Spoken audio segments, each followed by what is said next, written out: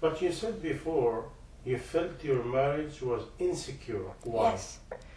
What Like, do you mean? like everybody else, you think that once you have this husband, he will make you feel like everything is going to be okay. There's nothing to worry about. You are together.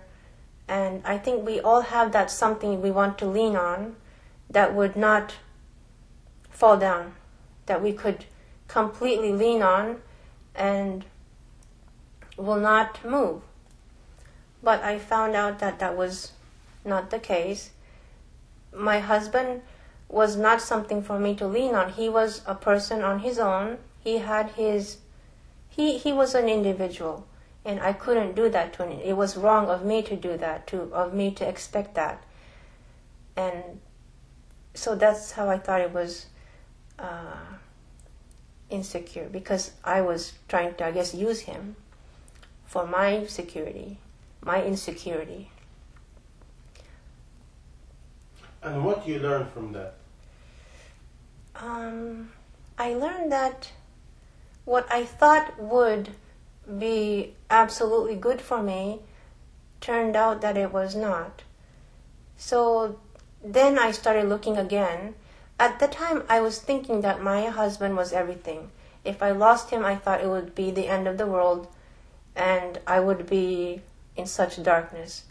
But I had to accept the fact that he's not this something that I'm looking for, and he could go away at any time. He is not...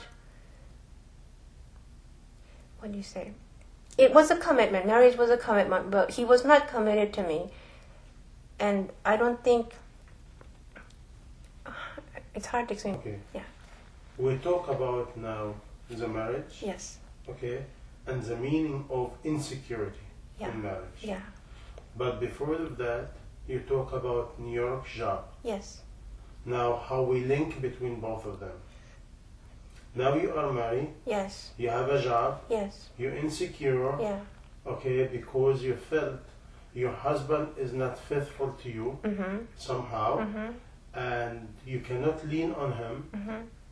And now you see the different people Yes. with all kind of problem. Yes. Okay, now tell us your journey internal. Okay. So that was a wake-up call. I looked at myself. I had... If the people I work for, my clients, they were also mentally ill as well. If they looked at me, I looked like I had the perfect life. They look at my husband. He's good looking. For the most part, he's very sweet. He's a very decent man. And I was young. I was healthy. I had a pretty good salary. But I wasn't having the perfect life. And on the other hand, when I looked at my clients, they looked more like independent to me. Like for me, I needed something. I needed somebody. But they were alone, very lonely. But so I thought maybe this thing about God has something to do with their independence. Where are you now? Okay, you're stuck in life. You feel you have this lonely inside. You compare between your life and them, and you said you were not satisfied or you were not completely happy about your life At all. at all. Mm. Why? I really didn't know why. Because I guess now when I look back, it was the connection with the Creator. Mm. Now that I look back. But at the time, I didn't know what it was. Mm-hmm. Still, I thought they were crazy to think that there is God. I mean, I didn't reject their thinking, but I didn't believe in God at the time. I thought it was just their saying. But I was like, I did envy them for... when they mentioned God, they looked happy. and they had a bright face at the time. Yeah. And also around this time is when I was starting to think about the injustices of the world, the oppression of the world, and all these questions in life, why life appears so unfair.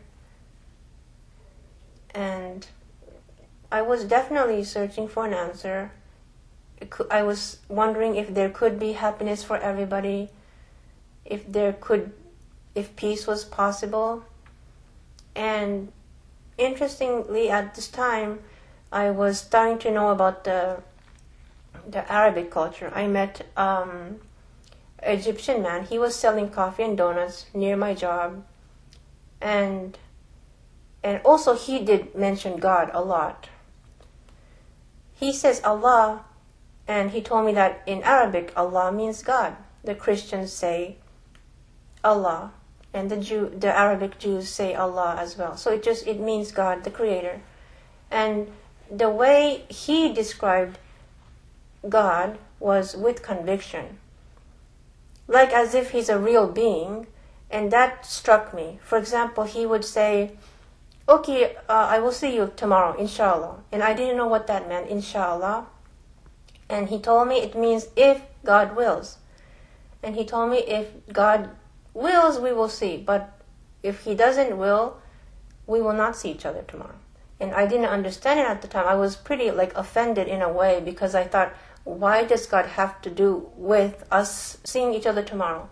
So at the time I didn't understand it, but his conviction did affect me, that he believed really strongly, that with no doubt. He knew there was a creator. He knew this being.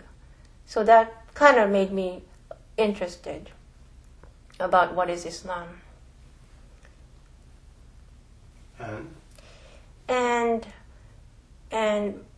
But I was going through different things, and at the time also I was interested in the Arabic music.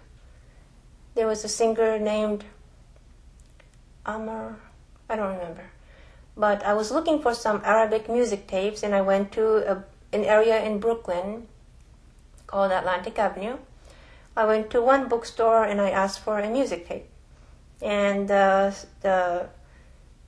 shop owner said, we don't have this kind of thing, but we have this Islamic books. And I said, Islam, that's also the thing that the other Egyptian guy was talking about. So let me look at it. So that's how I looked into some of the Islamic books. Yes. That's where you went from music? Yes. And you end up with an Islamic books, Quran and everything, cassette and everything. And because for me it was just part of the Arabic culture that I was interested in. I thought, let me look at it. Yeah. And one thing that hit me was the people in the store were very friendly. There was the shop owner and there were some other customers. They seemed very helpful to me, and I never seen people like that before. They were generous. They seemed caring, and I felt like brother and sister. I mean, they looked like Arabs and with strange costumes, but I felt comfortable. So when I went back home, I remembered them. I remembered that they were good people. Yeah. And then, I forgot how. Somehow, I got a phone number from one lady. She was a Muslim. She called me. She called me one night. And she told me, I heard that you went to a bookstore and I have your phone number. Can I talk to you? So this lady started to talk to me about Islam. It was very unexpected because I wasn't really looking for Islam. I did buy the stuff, but I wasn't really taking it seriously. I just thought it was part of my collection of Arab cultures. And what she told me was shocking to me, but it was a very natural story she was telling me.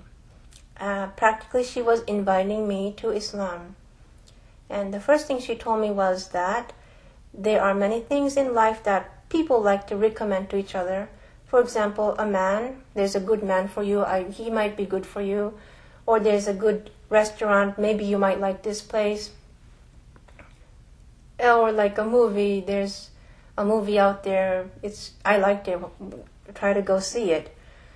But there's nothing in life where we can say 100% you will like it, it's good for you. But this lady told me strongly that Islam is 100% good for you. You must take it. So she started to tell me about it. And the first thing that clicked me was the word Islam. It means surrender, submission.